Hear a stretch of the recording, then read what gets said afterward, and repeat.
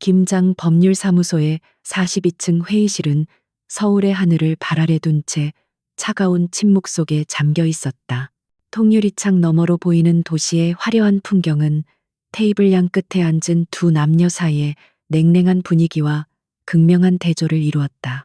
한치의 오차도 없이 재단된 다크 네이비 슈트를 입은 강지훈은 맞은편의 여자를 노골적인 경멸이 담긴 시선으로 훑어보았다.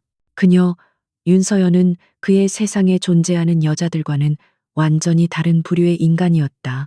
명품 로고 하나 보이지 않는 단정한 베이지색 원피스, 최소한의 화장기만 남은 얼굴, 그리고 값비싼 보석 대신 손목에 찬 실용적으로 보이는 시계까지.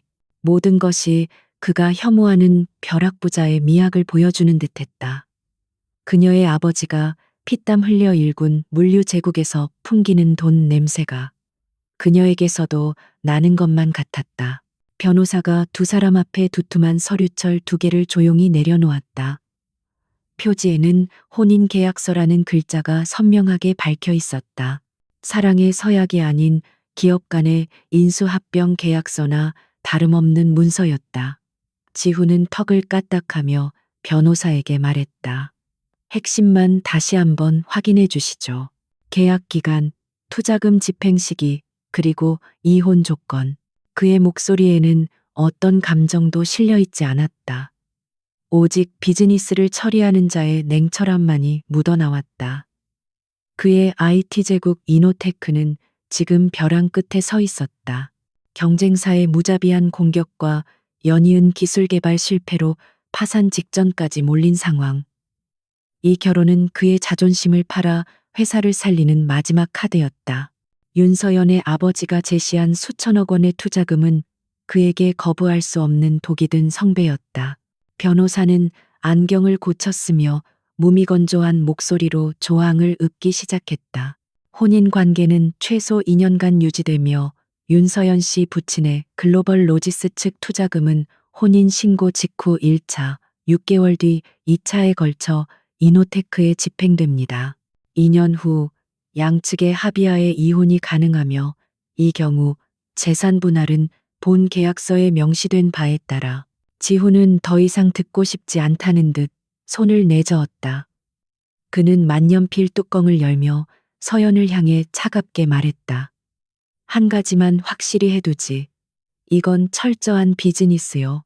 윤서연 씨는 내게 아내가 아니라 우리 회사의 가장 중요한 투자자일 뿐이니 그 이상을 기대하는 어리석은 짓은 하지 않기를 바라오. 그의 말은 예리한 칼날처럼 그녀의 자존심을 베려는 의도가 다분했다. 하지만 윤서연은 미동도 하지 않았다. 그녀는 처음부터 끝까지 고요한 호수 같은 표정을 유지하고 있었다. 그녀는 지훈의 독설에 아무런 상처도 받지 않은 듯 오히려 그를 물끄러미 바라볼 뿐이었다. 그리고 나지막하지만 또렷한 목소리로 대답했다.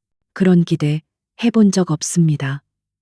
저 역시 강지훈 씨에게 남편이 아니라 아버지의 유지를 잇는 파트너로서 이 자리에 앉아 있을 뿐이니까요. 계약의 조건만 충실히 이행해 주시면 됩니다. 그녀의 담담한 반응에 지훈은 오히려 허를 찔린 기분이었다. 분노하거나 상처받기를 바랐는데 그녀는 마치 감정이라는 것이 존재하지 않는 사람처럼 보였다. 그는 불쾌감을 감추지 못하며 자신의 이름이 적힌 칸에 거칠게 서명했다. 잉크가 종이에 스며드는 소리가 유난히 신경질적으로 들렸다. 윤서연은 그와는 대조적으로 아주 침착하고 신중한 손길로 자신의 이름을 써내려갔다. 그녀의 서명은 그녀의 성격처럼 군더더기 없이 단정하고 분명했다. 모든 절차가 끝나자 지훈은 단 1초도 지체하지 않고 자리에서 일어났다. 그는 악수조차 청하지 않고 변호사에게 짧게 고갯짓한 뒤 회의실을 나섰다. 그에게 이 공간은, 이 여자는 한시라도 빨리 벗어나고 싶은 치욕의 현장이었다. 홀로 남은 서연은 잠시 동안 서명된 계약서를 내려다보았다. 그녀의 눈빛은 그제야 아주 미세하게 흔들렸다. 그 안에는 슬픔도 분노도 아닌 깊이를 알 수 없는 단단한 결의가 서려 있었다. 그녀는 아무도 없는 회의실에서 혼잣말처럼 조용히 중얼거렸다. 아버지, 약속 지킬게요. 아버지가 평생을 바친 회사와 저 사람이 지키려는 회사를 제 손으로 반드시 지켜내겠습니다. 그녀의 진짜 계약은 종이 위에 쓰인 것이 아니었다. 그것은 돌아가신 아버지를 향한 그녀의 심장에 새겨진 뜨거운 맹세였다. 그들의 신혼집은 강북의 가장 비싼 동네에 위치한 성채처럼 거대한 저택이었다.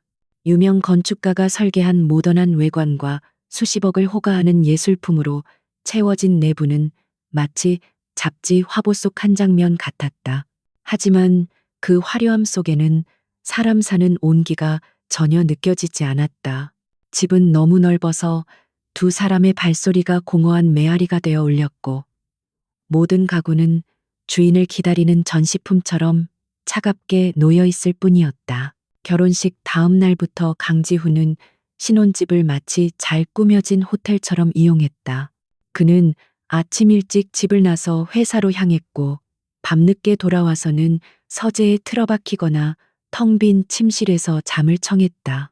그들은 한 지붕 아래 살았지만 완벽하게 분리된 두 개의 섬이었다. 식사는 각자 해결했고 마주쳐도 가벼운 목례조차 나누지 않았다.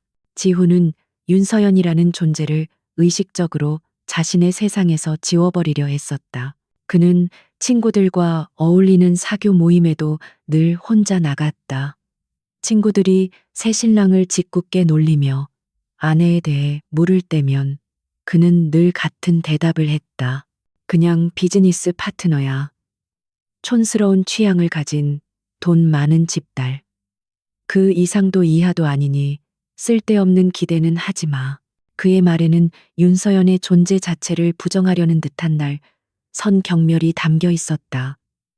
그는 그녀가 자신의 완벽한 세계에 오점을 남기는 것을 견딜 수 없었다.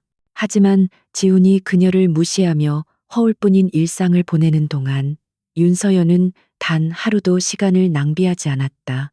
그녀는 이 거대한 저택의 2층 구석에 있는 작은 서재를 자신만의 작전 본부로 만들었다. 그녀는 아버지에게서 물려받은 인맥과 자금력을 총동원해 이노테크의 내부 사정을 은밀하고 신속하게 파악하기 시작했다. 그녀의 노트북 화면에는 복잡한 재무제표와 시장 분석 데이터, 그리고 경쟁사 동향 보고서가 쉴 새 없이 떠올랐다.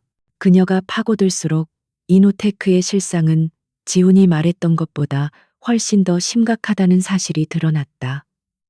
회사는 단순히 자금난을 겪고 있는 것이 아니었다. 기술력이라는 뼈대는 낡고 썩어 있었고, 방만한 경영으로 인한 부실 채권은 암세포처럼 회사 전체에 퍼져 있었다. 지훈의 아버지 세대가 이룩한 성공 신화에 취해 변화하는 시장의 흐름을 완전히 놓치고 있었던 것이다. 이건 밑 빠진 독에 물 붓기잖아. 서연은 한숨을 내쉬며 중얼거렸다.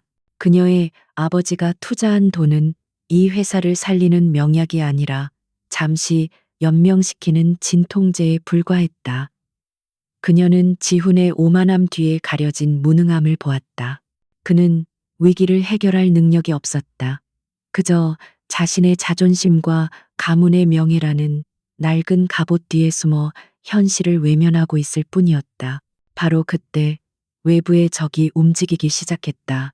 지훈의 오랜 라이벌이자 냉혹한 기업 사냥꾼으로 악명 높은 M&A 전문가 최민준이었다. 그는 이노테크가 가장 취약해진 이 순간을 놓치지 않았다. 그는 언론을 이용해 이노테크의 핵심 기술에 대한 근거 없는 의혹을 제기하는 기사를 터뜨렸다. 혁신의 아이콘 이노테크, 그 기술력은 신기루인가? 라는 자극적인 제목의 기사는 주식시장에 즉시 영향을 미쳤다. 다음 날 아침, 이노테크의 주가는 개장과 동시에 폭락하기 시작했다. 회사에는 투자자들의 항의 전화가 빗발쳤고 내부 직원들은 동요했다. 지훈은 긴급 임원 회의를 소집하고 언론에 반박 자료를 내며 사태를 수습하려 애썼지만 한 번 번지기 시작한 불길은 쉽게 잡히지 않았다. 그는 이 모든 것이 최민준의 계략이라는 것을 알았지만 뾰족한 대응책을 찾지 못하고 허둥댔다. 그 모든 혼란을 윤서연은 자신의 서재에서 조용히 지켜보고 있었다. 그녀의 눈에는 폭락하는 주가 그래프와 함께 최민준이라는 남자의 다음 행보가 명확하게 그려지고 있었다.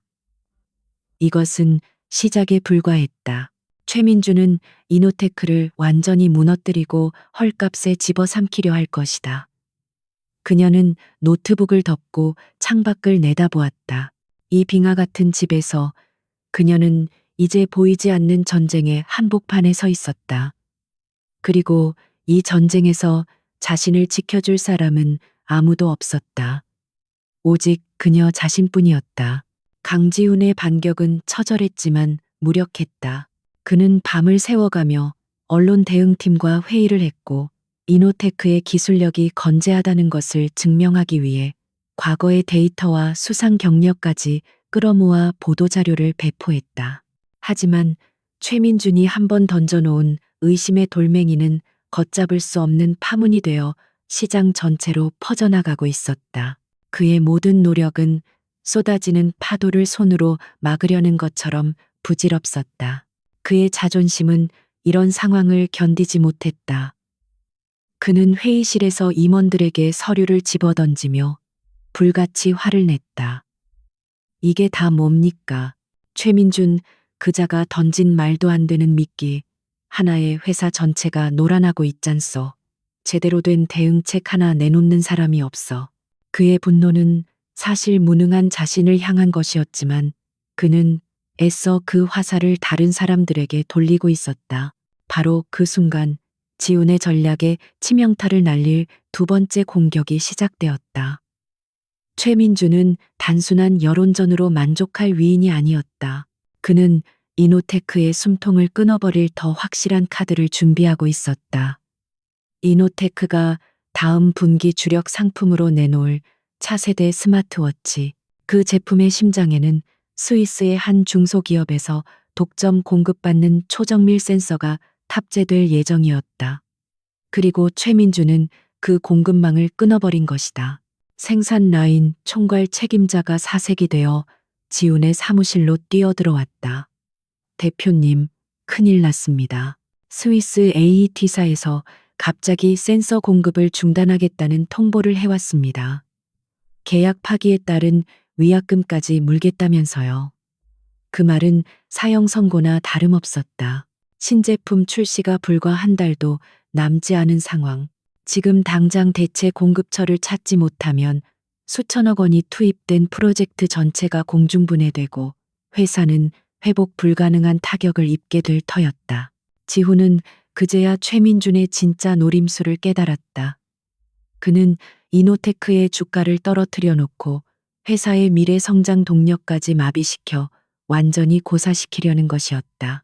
그는 즉시 모든 인맥을 동원해 AET사를 압박하고 다른 공급처를 수소문했지만 상황은 절망적이었다. 최민준이 이미 손을 써놓은 듯 시장의 모든 주요 부품 업체들은 이노테크와의 거래를 꺼리고 있었다. 시간은 야속하게 흘러가고 회사는 서서히 죽어가고 있었다. 그 모든 혼란의 소용돌이 속에서 오직 윤서연의 서재만이 폭풍의 눈처럼 고요했다. 그녀는 이미 최민준의 공격 패턴을 예측하고 있었다. 주가 하락은 연막 작전일 뿐 진짜 공격은 회사의 가장 약한 고리인 공급망을 향할 것이라는 것을 그녀는 글로벌 로지스를 운영했던 아버지에게서 배운 비즈니스의 제1원칙을 잊지 않았다. 가장 중요한 것은 물류의 흐름이다. 흐름이 끊기면 모든 것이 멈춘다. 그녀는 지훈이 허둥대는 동안 자신의 네트워크를 통해 조용히 움직이고 있었다.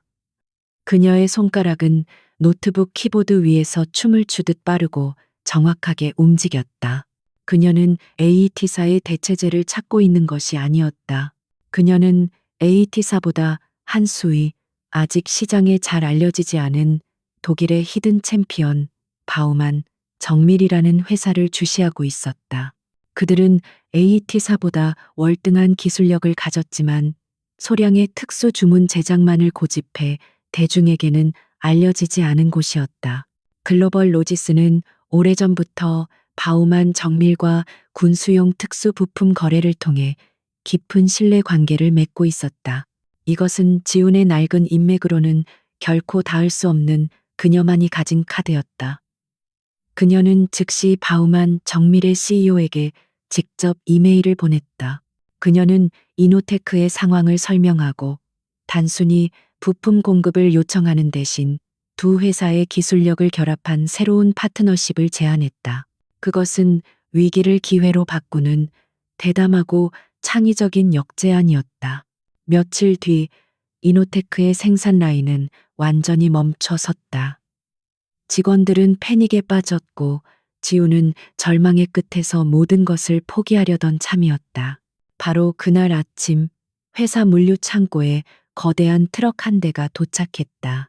트럭에는 이노테크가 주문한 적 없는 바우만 정밀의 로고가 선명하게 찍힌 상자들이 가득 실려 있었다. 상자 안에는 기존 센서보다 성능이 월등히 뛰어난 최신형 센서가 그들이 필요로 하던 양만큼 정확하게 들어 있었다. 아무도 이 상황을 이해하지 못했다. 누가, 어떻게, 왜 이 귀한 부품을 보냈는가? 모든 서류는 익명의 해외 법인 이름으로 처리되어 있었고 대금은 이미 완납된 상태였다. 그것은 마치 하늘에서 내려온 기적과도 같았다. 지훈과 임원들은 어안이 벙벙한 채 창고에 서 있었다. 그들은 회사가 구사일생으로 살아났다는 사실에 안도했지만 동시에 이 보이지 않는 손의 정체에 대한 의문과 불안감에 휩싸였다. 지훈은 이 모든 상황을 지휘한 보이지 않는 전략가가 바로 자신의 집에 자신이 가장 경멸하던 그 여자라는 사실을 꿈에도 상상하지 못하고 있었다. 이노테크의 생산 라인은 기적적으로 다시 숨을 쉬기 시작했다. 바우만 정밀의 최첨단 센서는 기존 부품보다 월등히 뛰어난 성능을 발휘했고 엔지니어들은 환호했다. 회사는 위기에서 벗어났을 뿐만 아니라 오히려 경쟁사보다 한 발 앞선 기술력을 확보하게 된 셈이었다. 직원들은 보이지 않는 구원자의 존재에 대해 온갖 추측을 내놓았지만 그 누구도 진실에 가까이 다가서지는 못했다. 강지우는 혼란의 중심에서 홀로 서 있었다. 그는 안도감과 함께 정체를 알 수 없는 힘에 의해 자신의 운명이 좌우되었다는 사실에 참을 수 없는 굴욕감을 느꼈다. 그는 이 모든 것을 지휘한 익명의 인물이 누구인지 반드시 밝혀내야만 했다. 그것은 단순히 감사의 인사를 전하기 위함이 아니었다. 자신의 통제권 밖에서 일어난 이 기적의 실체를 파악하고 다시 모든 것을 자신의 손아귀에 넣기 위함이었다. 그는 자신의 집무실로 수십 년간 자신의 가문을 보좌해온 충직한 김 비서실장을 불렀다. 김 실장은 지훈이 유일하게 속내를 터놓고 신뢰하는 인물이었다. 지훈은 무거운 표정으로 입을 열었다. 김 실장, 이번 센서 공급건 배우를 알아봐 주시오. 회사의 모든 정보망을 총동원해서라도 돈이 얼마가 들든 상관없으니 이 일을 처리한 사람이 누군지 알아내야겠소. 이건 내 자존심이 걸린 문제요. 김 실장은 아무것도 묻지 않고 묵묵히 고개를 숙였다. 그는 즉시 움직였다. 그의 보이지 않는 손이 국내외의 정보망을 샅샅이 훑기 시작했다. 추적은 쉽지 않았다. 모든 거래는 여러 개의 유령 회사를 거치며 철저하게 세탁되어 있었다. 하지만 꼬리가 길면 밟히는 법, 며칠간의 끈질긴 추적 끝에 김 실장은 마침내 자금의 출처와 흐름의 종착지를 밝혀냈다. 그날 오후 김 실장은 얇은 보고서 한 부를 들고 지훈의 집무실을 찾았다. 그의 얼굴은 평소의 무표정함 대신 뭐라 형용하기 힘든 복잡한 감정으로 굳어 있었다. 그는 말없이 보고서를 지훈의 책상 위에 올려놓았다. 지우는 마른 침을 삼키며 보고서의 첫 장을 넘겼다. 그리고 그의 눈은 첫 문장에서 그대로 얼어붙었다. 자금 출처, 글로벌 로지스 스위스 지사 비자금 계좌, 최종 실행 및 지시, 윤서연 사모님. 윤서연. 그 이름은 마치 망치처럼 그의 머리를 내리쳤다. 그는 믿을 수 없다는 듯 보고서를 몇 번이고 다시 읽었다. 하지만 보고서에 담긴 내용은 너무나도 명백하고 논리적이었다. 바우만 정밀과 글로벌 로지스의 오랜 파트너십, 서연이 개인 명의로 설립한 페이퍼 컴퍼니의 움직임, 그리고 자금이 흘러들어간 완벽한 경로까지. 이 모든 것을 지휘한 보이지 않는 전략가는 자신이 매일 밤 한 지붕 아래에서 무시하고 경멸했던 바로 그 여자였다. 그의 온몸에서 피가 빠져나가는 듯한 감각과 함께 뜨거운 분노와 수치심이 온몸을 덮쳤다. 그녀가 자신을 구한 것이 아니었다. 그녀는 자신을 조롱하고 기만한 것이었다. 그가 벼랑 끝에서 발버둥 치는 모습을 뒤에서 조용히 지켜보다가 마치 자선이라도 베풀듯 손을 내민 것이었다. 그의 오만함은 이 잔인한 진실 앞에서 산산조각 났다. 그는 보고서를 구겨쥔 채 그대로 사무실을 뛰쳐나왔다. 차를 몰아 집으로 향하는 내내 그의 머릿속은 들끓는 분노로 가득 찼다. 그는 당장 그녀를 찾아가 따져 물어야 했다. 왜 이런 짓을 했는지, 왜 자신을 비웃었는지. 그는 그녀가 눈물을 흘리며 용서를 구하거나 혹은 의기양양하게 자신의 공을 자랑하기를 예상했다. 그는 성난 황소처럼 집 안으로 뛰어들어 2층 서재로 향했다. 서재의 문을 거칠게 열자 서연은 그가 들어온 줄도 모른 채 노트북 화면에 집중하고 있었다. 그녀의 모습은 그 어느 때보다 평온해 보였다. 지훈은 그녀의 책상 위로 구겨진 보고서를 집어던졌다. 이게 다 무슨 짓이오? 그의 고함 소리에 서연은 그제야 천천히 고개를 들었다. 그녀의 눈에는 놀란 기색도 당황한 기색도 없었다. 설명해봐. 왜 나를 속인 거요? 내 뒤에서 이런 일을 꾸민 이유가 뭐냔 말이오. 동정이라도 한 건가? 아니면 내가 무너지는 꼴이 즐거웠소? 그는 짐승처럼 으르렁거렸다. 하지만 서연은 그의 분노에 전혀 동요하지 않았다. 그녀는 의자에서 일어나 그를 지나쳐 서재벽에 걸린 대형 스크린을 켰다. 스크린에는 이노테크의 재무 상태와 공급망의 취약점을 분석한 데이터들이 빼곡하게 떠올랐다. 그녀는 차갑고 이성적인 목소리로 말했다. 속인 적 없습니다. 저는 제 투자를 지키기 위한 최소한의 조치를 했을 뿐입니다. 그녀는 스크린의 그래프를 가리켰다. 강지훈 씨의 방식대로라면 이노테크는 정확히 3주 안에 부도 처리될 확률이 92%였습니다. 저는 제 아버지의 유산이 그리고 제 이름으로 들어간 돈이 당신의 오만함 때문에 휴지 조각이 되는 것을 방관할 수 없었습니다. 그녀의 말 한마디 한마디는 논리적인 비수가 되어 그의 심장에 밝혔다. 그녀는 감정적인 비난 대신 냉철한 데이터로 그의 무능함을 증명하고 있었다. 이건 동정이 아닙니다. 비즈니스입니다.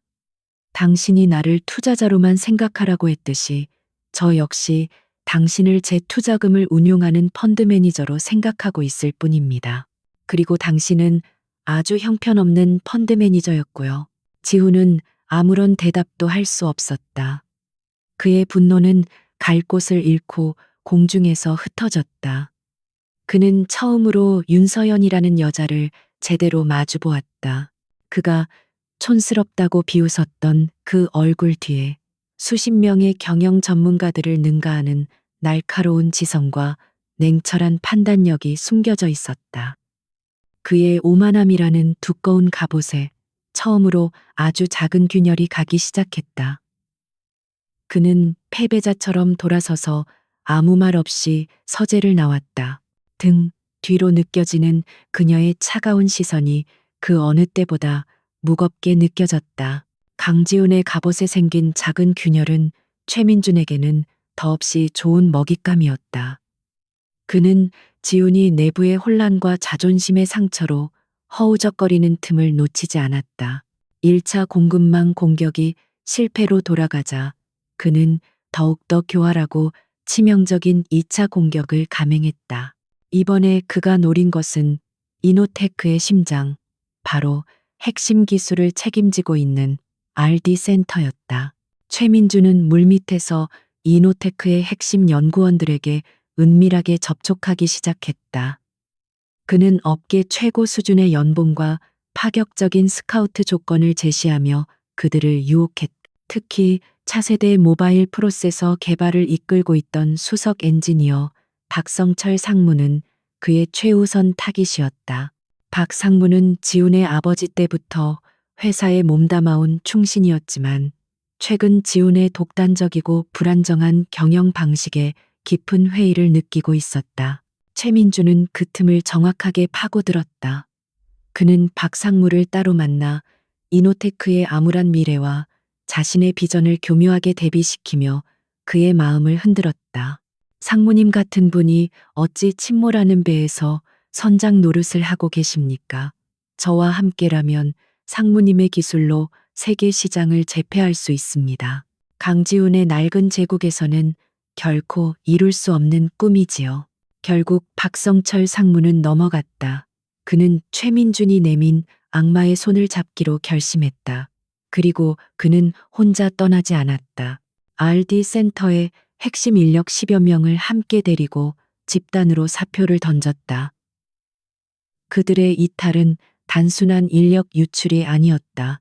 그들은 떠나면서 지난 몇 년간 개발해온 차세대 프로세서의 핵심 설계 도면과 관련 데이터를 모두 가지고 사라졌다. 이노테크의 미래가 통째로 도둑맞은 것이었다. 그 소식이 전해진 날 이노테크 본사는 발칵 뒤집혔다. 그것은 회사의 존립 자체를 위협하는 그야말로 최악의 사태였다. 지훈은 믿었던 부하의 배신에 치를 떨며 이성을 잃었다. 그는 자신의 사무실에서 값비싼 집기들을 닥치는 대로 부수며 분노를 터뜨렸다. 하지만 그의 분노는 텅 빈 사무실을 울릴 뿐 아무것도 해결해 주지 못했다. 회사는 마비 상태에 빠졌다. 주력 사업의 미래가 사라졌고 경쟁사들은 하이에나처럼 이 기회를 노리고 있었다. 이사진과 투자자들의 인내심도 마침내 바닥을 드러냈다. 긴급 이사회가 소집되었고 회의실의 공기는 살얼음판처럼 차가웠다. 평소 그의 앞에서 고개조차 제대로 들지 못했던 이사들이 이제는 노골적으로 그를 비난하고 나섰다. 이게 다 뭡니까? 강 대표, 회사가 이 지경이 될 때까지 대체 뭘 한 겁니까? 핵심 인력과 기술을 통째로 도둑맞다니 이건 경영 능력의 부재를 넘어서 회사를 팔아넘긴 것이나 다름없소. 그들의 비난은 날카로운 창이 되어 지훈의 심장에 밝혔다. 그는 반박하려 했지만 아무런 말도 할 수 없었다. 그의 모든 경영 방식, 그의 모든 판단이 실패로 돌아갔다는 것이 명백해졌기 때문이다. 마침내 그의 가장 큰 후원자였던 노회한 사회이사가 무거운 입을 열었다. 강 대표, 지금으로서는 책임을 지고 자리에서 물러나는 것 외에는 다른 방법이 없어 보이네. 회사를 위해서 그리고 강 대표 자신을 위해서라도 결단을 내려야 할 때요. 사퇴 압박. 그가 태어나서 단 한 번도 상상해 본 적 없는 단어였다. 강씨 가문의 제국, 그의 아버지와 할아버지가 피땀으로 일군 이 회사의 왕좌에서 스스로 내려오라는 요구였다. 그의 마지막 남은 자존심이 산산조각 나는 순간이었다. 그는 텅 빈 눈으로 회의실을 둘러보았다. 한때는 그의 충직한 신하들이었던 자들이 이제는 그를 끌어내리려는 냉혹한 심판관이 되어 있었다. 그날 밤 지훈은 텅 빈 저택으로 돌아왔다. 그는 불도 켜지 않은 채 어두운 거실 소파에 몸을 묻었다. 완벽한 패배감과 절망이 거대한 파도처럼 그를 덮쳤다. 그는 모든 것을 잃었다. 회사, 명예, 그리고 부하들의 신임까지. 그는 이제 아무것도 남지 않은 텅 빈 껍데기였다. 그는 자신도 모르게 위스키 병을 찾아들었다. 독한 술로 이 끔찍한 현실을 잊고 싶었다. 그가 술잔을 채우려던 순간 등 뒤에서 조용한 목소리가 들려왔다. 술은 답이 될 수 없습니다. 윤서연이었다. 그녀는 언제부터 그곳에 서 있었는지 모를 차분한 모습으로 그를 내려다보고 있었다. 지금 당신에게 필요한 건 알코올이 아니라 냉철한 현실 인식입니다. 그녀의 목소리에는 동정도 비난도 없었다. 오직 상황을 분석하는 분석가의 날카로움만이 담겨 있었다. 지훈은 그녀를 향해 으르렁거렸다. 당신이 뭘 안다고 짓거리는 거요? 내 심정이 어떤지 알기나 해. 다 끝났어. 모든 게. 하지만 서연은 그의 감정적인 반응에 흔들리지 않았다. 그녀는 조용히 그의 옆에 앉아 작은 태블릿 PC를 그의 앞에 내려놓았다. 화면에는 최민준의 자금 흐름과 박성철 상무의 배신에 대한 치밀한 분석 자료가 떠 있었다. 그녀는 이미 모든 것을 알고 있었다. 그리고 대체까지도. 강지훈의 절망은 깊고 어두운 늪과 같았다. 그는 윤서연이 내민 태블릿 PC 화면을 멍하니 바라보았다. 그 안에는 그가 애써 외면하고 있던 회사의 치부와 최민준의 공격 루트가 마치 해부도처럼 적나라하게 펼쳐져 있었다. 그녀는 이미 모든 것을 꿰뚫어 보고 있었던 것이다. 그가 술병을 붙잡고 무너져 내리는 동안 그녀는 조용히 전쟁을 준비하고 있었다. 수치심이 그의 뺨을 뜨겁게 달구었다. 그는 그녀에게서 시선을 피하며 중얼거렸다. 이제 와서 이런 걸 본들 무슨 소용이 있소. 모든 건 끝났는데. 그의 목소리에는 패배자의 체념만이 가득했다. 하지만 서연의 목소리는 단호했다. 아니요, 아직 끝나지 않았습니다. 전쟁은 이제부터 시작입니다. 다만 지금의 당신은 패전 처리조차 할 수 없는 무능한 사령관일 뿐이죠. 그녀의 직설적인 말은 그의 마지막 남은 자존심까지 베어버리는 듯했다. 하지만 이상하게도 그는 더 이상 분노를 느끼지 못했다. 그녀의 말은 틀린 것이 하나도 없었기 때문이다. 그는 고개를 숙인 채 거의 들리지 않을 정도로 작은 목소리로 물었다. 내가 뭘 어떻게 하면 되겠소? 그것은 질문이 아닌 항복 선언이었다. 그가 태어나서 처음으로 누군가에게, 그것도 자신이 가장 경멸했던 여자에게 도움을 청하는 순간이었다. 서연은 그 대답을 기다렸다는 듯 조금의 망설임도 없이 말했다. 당신이 할 일은 하나입니다. 저에게 이노테크의 경영에 관한 모든 전권을 위임하세요. 인사, 재무, 전략, 기획까지.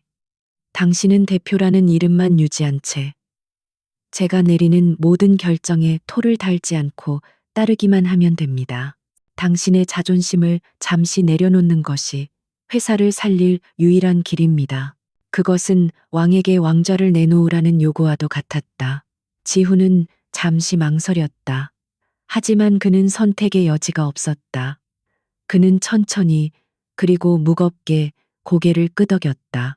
그렇게 하겠소. 그 짧은 대답과 함께 그들 사이에 위태로운 동맹이 맺어졌다. 사랑도 신뢰도 없는 오직 회사의 생존이라는 공동의 목표 아래 뭉친 비즈니스 파트너십이었다. 다음 날 아침 윤서연은 이노테크 본사 로비의 모습을 드러냈다. 그녀는 여전히 화려함과는 거리가 먼 단정하고 실용적인 스타일의 정장을 입고 있었다. 하지만 그녀의 걸음걸이와 꼿꼿한 자세에서는 그 누구도 무시할 수 없는 기품과 자신감이 흘러나왔다. 그녀의 등장은 회사 전체에 미묘한 파장을 일으켰다. 직원들은 수군거렸다. 대표의 베일에 쌓인 안에 돈 많은 집의 장식품 정도로 여겨졌던 그녀가 무슨 일로 회사에 나타났는가. 그녀가 향한 곳은 회사의 심장부, 긴급 이사회가 열리고 있는 대회의실이었다. 그녀가 예고 없이 문을 열고 들어서자 지훈을 성토하던 모든 이사들의 시선이 일제히 그녀에게 쏠렸다. 그들의 눈에는 의아함과 함께 여자가 어디 감이라는 식의 노골적인 무시가 담겨 있었다. 지훈은 굳은 얼굴로 자리에서 일어나 그녀를 소개했다. 오늘부로 제 아내인 윤서연 씨가 이노테크의 비상경영대책위원장으로서 모든 실권을 행사할 것이요. 회의실은 벌집을 쑤신 듯 시끄러워졌다. 말도 안 돼. 전문 경영인도 아니고 대표의 아내가 대체 뭘 안다고. 원색적인 비난이 쏟아졌다. 하지만 서연은 그 모든 소음을 뚫고 침착하게 연단으로 걸어 나갔다. 그녀는 대형 스크린에 자신이 준비해온 자료를 띄웠다. 그것은 지난 며칠간 그녀가 밤을 새워 분석한 이노테크의 현 상황과 앞으로 나아가야 할 구체적인 전략 로드맵이었다. 여러분들이 지금껏 강지훈 대표의 과거 성공 신화에만 기대어 얼마나 안일하게 경영을 해왔는지 이 데이터들이 증명해주고 있습니다. 그녀의 목소리는 부드러웠지만 그 내용은 칼날처럼 날카로웠다. 그녀는 방만한 예산 운용, 비효율적인 R&D 투자, 그리고 구시대적인 마케팅 전략까지 회사의 문제점을 조목조목 지적했다. 이사들은 아무런 반박도 하지 못했다. 그녀가 제시한 데이터는 완벽했고 그 분석은 송곳처럼 핵심을 꿰뚫고 있었다. 그녀는 이어서 위기 극복을 위한 구체적인 청사진을 제시했다. 불필요한 사업부의 과감한 정리, 최민준과 배신자들에 대한 즉각적인 법적 대응 착수, 그리고 남은 연구원들의 사기를 진작시키기 위한 새로운 비전 제시까지. 그녀의 전략은 대담하고 논리적이며 무엇보다 실행 가능했다. 회의실을 가득 채웠던 의심과 무시의 공기는 점차 경외와 침묵으로 바뀌어 갔다. 지훈은 그 모든 광경을 바로 옆에서 지켜보고 있었다. 그는 마치 처음 보는 사람을 대하듯 서연을 바라보았다. 수십 명의 백전노장 임원들을 상대로 단 한 치의 물러섬도 없이 오직 데이터와 논리만으로 그들을 압도하는 모습. 그녀는 돈 많은 집의 촌스러운 딸이 아니었다. 그녀는 태어날 때부터 리더의 자질을 갖춘 타고난 전략가였다. 그녀의 일에 대한 열정과 날카로운 통찰력 앞에서 그가 그토록 지키려 했던 자신의 능력과 자존심은 너무나도 초라하게 느껴졌다. 그는 처음으로 그녀에게서 여자가 아닌 경영인으로서의 매력을 느끼기 시작했다. 그날 이후 이노테크의 밤은 낮보다 뜨거웠다. 윤서연은 마치 잠들지 않는 야전사령관처럼 회장실을 지휘본부 삼아 회사를 재건하기 위한 전쟁을 치렀다. 그녀의 지시는 군더더기 없이 명확했고 그녀의 판단은 슈퍼컴퓨터처럼 냉철했다. 강지우는 자신의 왕좌에서 쫓겨난 왕처럼 그녀의 등 뒤에서 그 모든 것을 묵묵히 지켜볼 뿐이었다. 처음 며칠간은 굴욕감에 입술을 깨물었다. 자신의 제국이, 그것도 자신이 가장 무시했던 여자에게 점령당한 것만 같았다. 하지만 시간이 흐를수록 그의 눈에는 다른 감정이 깃들기 시작했다. 그것은 경외감에 가까운 놀라움이었다. 그녀가 처리하는 일의 속도와 깊이는 그가 상상했던 것을 훨씬 뛰어넘고 있었다. 그녀는 단순한 전략가가 아니라 회사의 모든 혈관을 꿰뚫어보는 외과 의사와도 같았다. 그들의 어색한 동맹은 밤늦은 시간까지 이어졌다.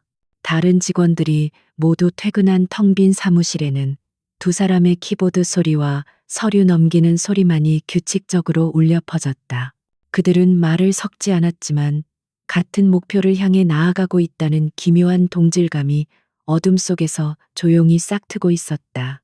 어느 날 밤, 시간은 이미 자정을 훌쩍 넘기고 있었다. 지우는 복잡한 기술 보고서를 검토하다가 잠시 고개를 들었다.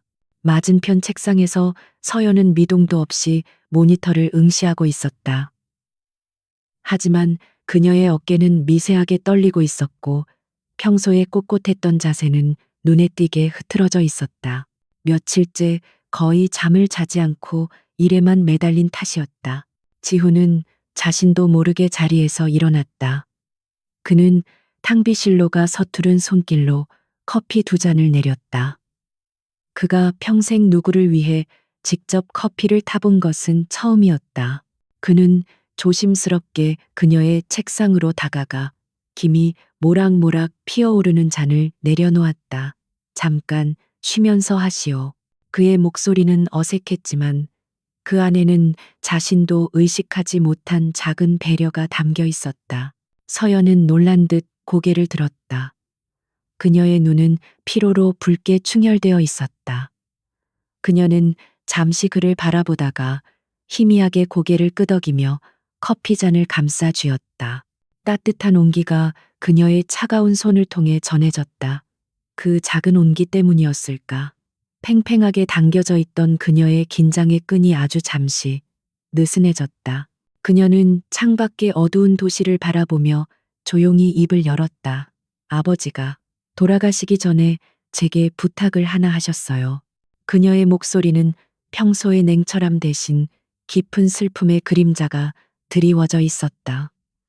지우는 아무 말 없이 그녀의 다음 말을 기다렸다. 아버지는 평생 강 회장님, 그러니까 지훈 씨의 아버님을 존경하셨죠.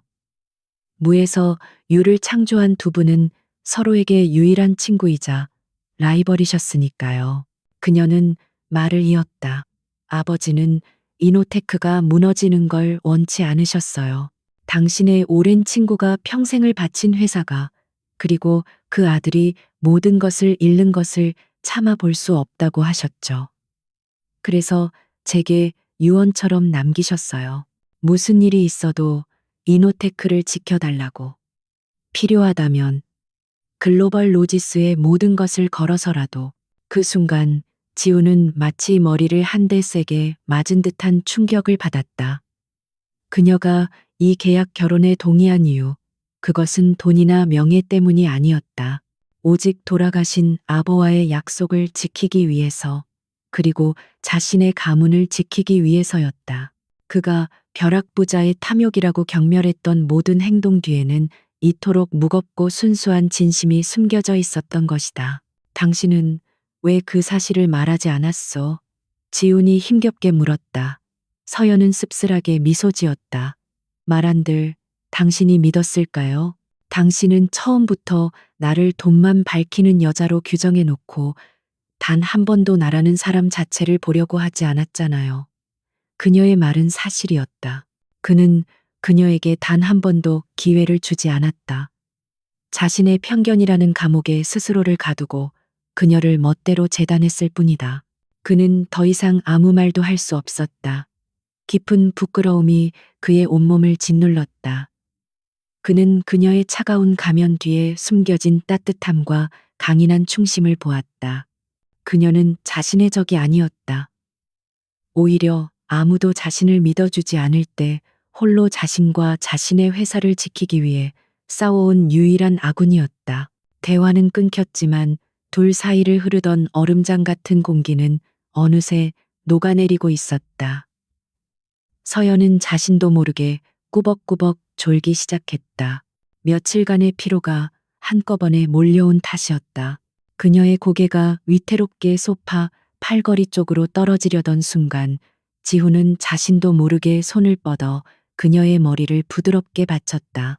그리고 그는 망설이다가 자신의 슈트 재킷을 벗어 잠든 그녀의 어깨 위에 조용히 덮어주었다. 그는 잠든 그녀의 얼굴을 가만히 내려다보았다. 무방비하게 잠든 얼굴은 평소의 냉철한 모습과는 달리 어딘가 연약해 보였다. 그는 처음으로 그녀의 얼굴에서 투자자나 전략가가 아닌 윤서연이라는 한 여자의 모습을 보았다. 그리고 그의 심장 어딘가에서 아주 작고 낯선 감정의 싹이 트기 시작하는 것을 느꼈다. 전날 밤의 어색한 온기는 강지훈과 윤서연 사이의 얼음벽을 녹이는 첫 번째 균열이 되었다. 다음 날 아침 사무실의 공기는 여전히 팽팽했지만 그 안에는 이전에는 없었던 미묘한 변화의 기류가 흐르고 있었다. 지훈은 더 이상 방관자가 아니었다. 그는 자신의 왕국을 되찾기 위한 전쟁에서 기꺼이 그녀의 부사령관이 되기로 결심했다. 그는 자신의 서재에서 밤새 연구한 기술 자료들을 들고 그녀의 책상으로 다가갔다. 우리가 가진 패를 다시 점검해야겠소. 지훈이 말했다. 그의 목소리에는 더 이상 오만함 대신 엔지니어로서의 진지함이 담겨 있었다. 서연은 고개를 끄덕이며 그를 회의실로 이끌었다. 거대한 화이트보드를 사이에 두고 두 사람은 처음으로 동등한 파트너로서 마주 앉았다. 그들의 반격 작전은 그렇게 시작되었다. 지훈은 천재적인 기술자였다. 그는 화이트보드에 복잡한 회로도를 그려가며 최민준이 훔쳐간 기술의 핵심과 그 안에 숨겨진 약점, 그리고 자신만이 아는 비밀의 문에 대해 설명하기 시작했다.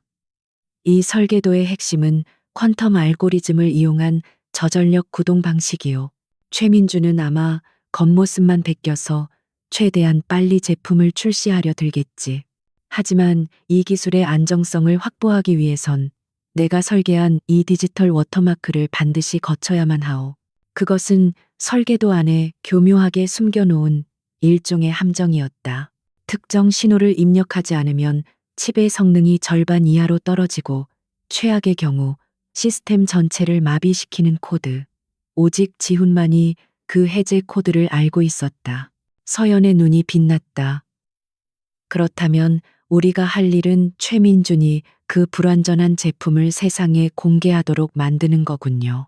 두 사람의 천재성이 충돌하며 강력한 시너지를 만들어내기 시작했다.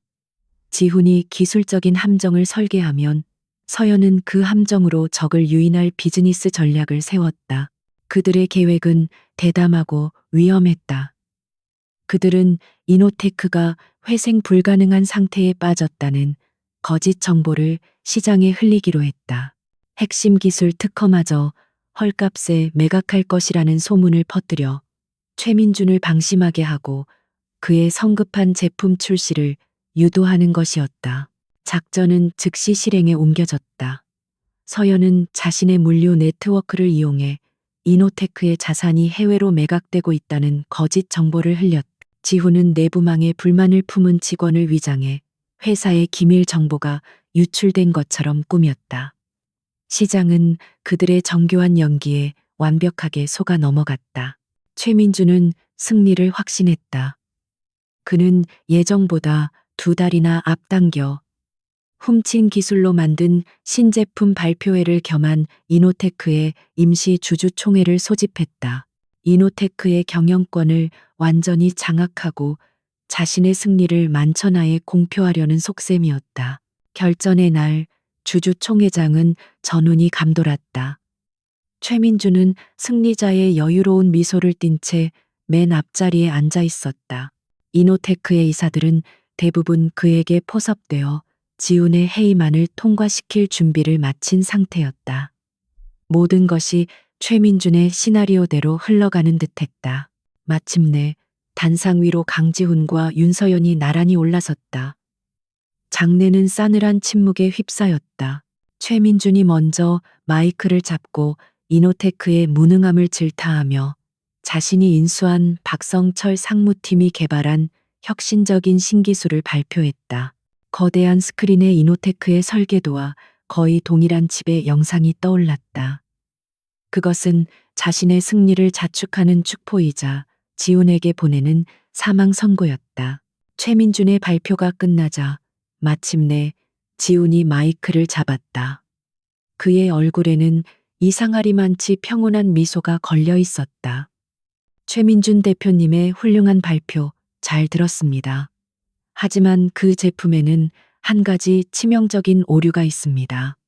그는 자신의 노트북을 스크린에 연결했다. 그리고 그는 복잡한 코드 몇 줄을 입력했다. 제가 지금부터 최 대표님이 훔쳐가신 제 기술에 숨겨놓은 작은 선물을 보여드리겠습니다. 그가 엔터키를 누르는 순간 기적 같은 일이 벌어졌다. 최민준이 자랑하던 칩의 영상 위로 이노테크의 로고가 선명한 디지털 워터마크로 떠오른 것이다. 그리고 동시에 발표를 위해 준비해 두었던 시제품에서 갑자기 연기가 피어오르며 작동이 멈춰버렸다. 장내는 경악으로 술렁이기 시작했다. 지훈의 목소리가 회의실 전체에 울려 퍼졌다. 이것이 바로 당신이 훔친 기술의 진실입니다. 당신은 지금 명백한 산업 스파이 행위와 사기죄의 현행범으로 이 자리에 서 있는 겁니다. 모든 상황이 180도 뒤바뀌었다. 최민준의 얼굴은 새하얗게 질렸다. 서연은 조용히 일어나 최민준의 시장 교란 행위와 불법적인 자금 흐름에 대한 증거 자료들을 스크린에 띄웠다. 그것은 완벽한 반격이었다. 두 사람이 함께 설계한 빠져나갈 구멍 하나 없는 완벽한 함정이었다. 최민주는 무너져 내렸고 이사들은 경악과 안도 속에서 할 말을 잃었다. 그 아수라장의 한가운데서 지훈과 서연은 서로를 바라보았다.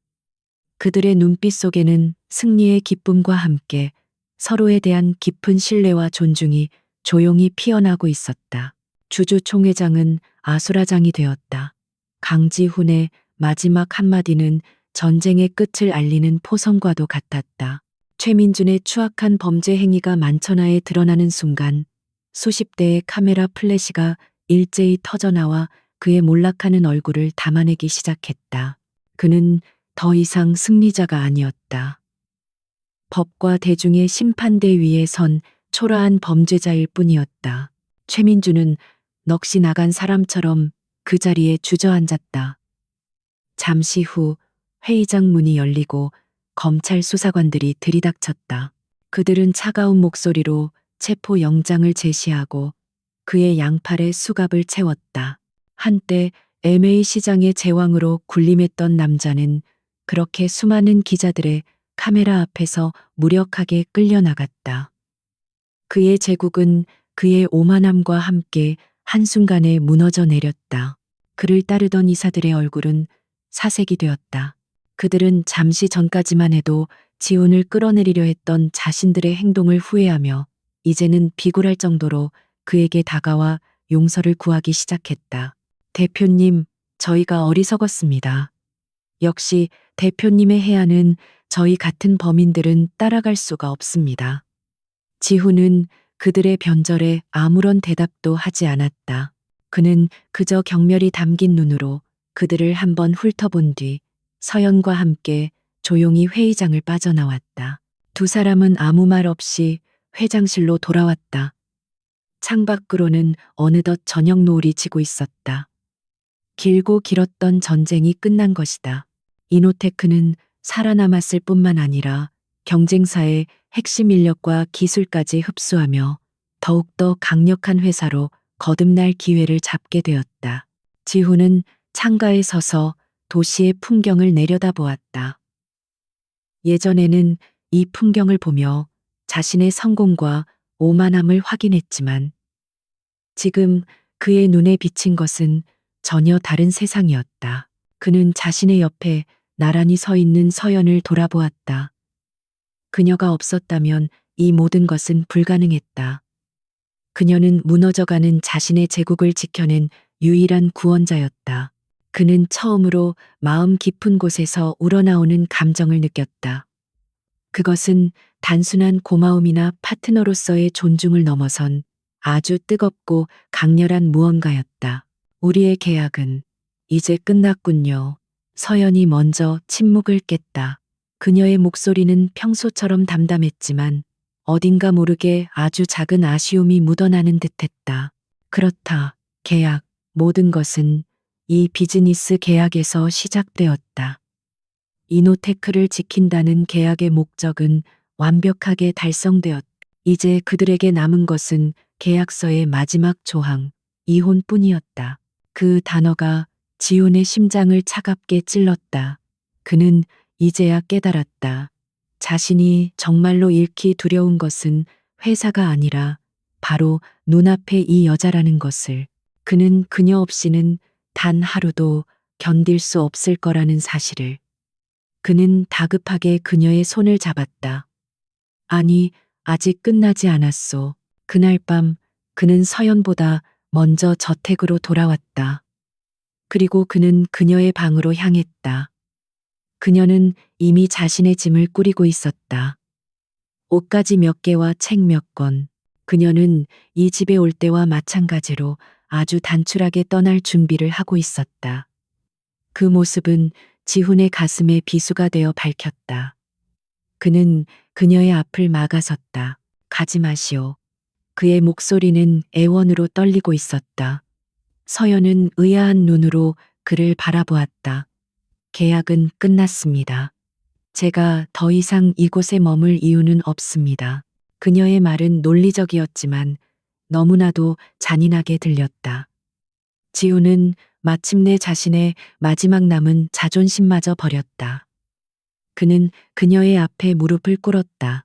내가 어리석었소. 나는 당신을 돈만 밝히는 속물이라고, 내 세상에 어울리지 않는 여자라고 멋대로 판단하고 무시했소. 내 오만함이 당신에게 얼마나 큰 상처를 줬는지 이제야 깨달았소. 나는 당신의 진심을, 당신의 지혜를, 그리고 당신의 따뜻함을 볼 자격도 없는 멍청한 놈이었소. 그의 눈에서 뜨거운 눈물이 흘러내렸다. 그는 그녀의 손을 붙잡고 절박하게 말했다. 나는 더 이상 당신 없는 이노테크를, 당신 없는 내 인생을 상상할 수가 없소. 당신을 존경하오. 그리고 사랑하오. 윤서연. 처음으로 내 심장이 시키는 대로 말하는 거요. 그러니 제발 내 곁에 머물러 주시오. 투자자나 파트너가 아니라 내 아내로서. 그의 진솔한 고백에 서연의 눈동자가 세차게 흔들렸다. 그녀의 차가운 가면 뒤에 숨겨져 있던 여린 마음이 그의 뜨거운 눈물 앞에서 속수무책으로 녹아내리고 있었다. 그녀는 아무런 대답도 하지 못했다. 그저 그를 내려다보는 그녀의 눈가에도 어느새 한 줄기 눈물이 조용히 흘러내리고 있었다. 그들의 계약은 끝났지만 그들의 진짜 이야기는 이제 막 시작되려 하고 있었다. 강지훈의 무릎 꿇은 고백은 텅 빈 저택의 공기를 무겁게 흔들었다. 윤서연은 아무 말 없이 그를 내려다보았다. 그녀의 뺨을 타고 흐르는 눈물은 그의 진심에 대한 반응이었지만 그것이 곧바로 모든 것을 용서하고 받아들이겠다는 의미는 아니었다. 머리로는 그의 진심을 믿고 싶었지만 가슴 한구석에 밝힌 경멸의 가시는 아직 완전히 뽑히지 않았다. 그녀는 너무나도 오랫동안 그의 차가운 무시 속에서 홀로 버텨왔다. 그녀는 천천히 몸을 숙여 그의 어깨를 잡고 일으켜 세웠다. 그리고 그녀는 그의 눈을 똑바로 바라보며 흔들림 없는 목소리로 말했다. 당신의 진심은 알겠습니다. 하지만 진심이라는 건 말 한마디로 증명되는 게 아닙니다. 시간과 행동으로 보여줘야 하는 겁니다. 그녀는 짐을 싸던 손을 멈췄다. 떠나지는 않겠습니다. 하지만 그렇다고 당신의 아내로 돌아가는 것도 아닙니다. 우리에겐 시간이 필요해요. 그것은 거절도 승낙도 아닌 가장 현명하고 냉철한 대답이었다. 그녀는 그에게 마지막 기회를 준 것이었다. 말뿐인 후회가 아닌 진정한 변화를 증명할 기회. 지훈은 그녀의 말에 어떤 토도 달지 않고 묵묵히 고개를 끄덕였다. 그는 그녀가 자신을 바로 받아주지 않는 것에 대해 서운해할 자격이 없었다. 오히려 기회를 준 것만으로도 감사해야 했다. 그날 이후 두 사람의 관계는 새로운 국면을 맞이했다. 그들은 더 이상 계약 부부도 완벽한 타인도 아니었다. 서로를 조심스럽게 탐색하고 알아가는 세상에서 가장 어색한 동거인이 되었다. 지훈의 변화는 행동으로 나타나기 시작했다. 그는 더 이상 서재에 틀어박혀 그녀를 외면하지 않았다. 그는 매일 아침 그녀와 함께 식탁에 앉으려 노력했고 서투르지만 직접 커피를 내리기도 했다. 회사에서의 변화는 더욱 극적이었다. 그는 공식적으로 윤서연을 이노테크의 공동대표로 임명했다. 일부 원로 이사들의 반대가 있었지만 그는 단호했다. 이노테크를 위기에서 구한 것은 내가 아니라 윤서연 대표입니다. 그녀의 능력을 의심하는 것은 이 회사의 미래를 포기하는 것과 같습니다. 그는 모든 회의에서 그녀의 의견을 가장 먼저 물었고 그녀의 결정에 전적인 지지를 보냈다. 그는 더 이상 군림하는 왕이 아니라 그녀의 가장 든든한 파트너가 되어주고 있었다. 어느 주말 오후 그는 서연을 데리고 한적한 수목원으로 향했다.